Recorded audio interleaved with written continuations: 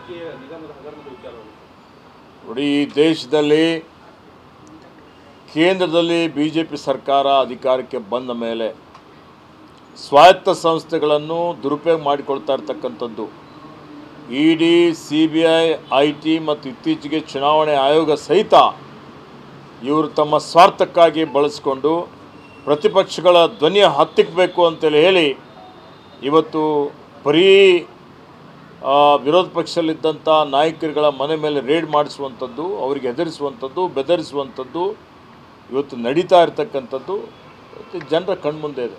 ನೀವೆಲ್ಲ ನೋಡ್ತಾ ಇದ್ದೀರಿ, ಮಾಧ್ಯಮದವರು ನೋಡ್ತಾ ಇದ್ದೀರಿ. ಅನೇಕ ಸಲ ಸರ್ವೋಚ್ಚ ನ್ಯಾಯಾಲಯನೇ ಹೇಳಿದೆ, ಎಚ್ಚರಿಕೆಯನ್ನು ಕೊಟ್ಟಿದೆ.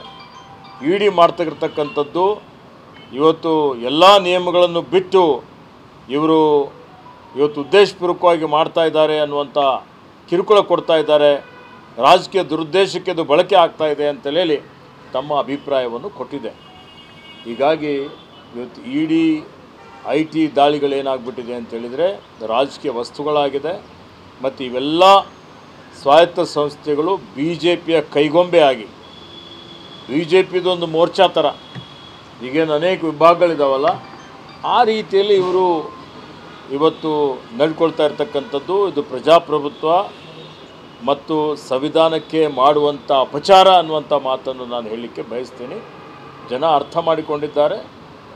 ಇದರಿಂದ ಯಾವುದೇ ರೀತಿಯ ಪ್ರಯೋಜನ ಆಗೋದಿಲ್ಲ.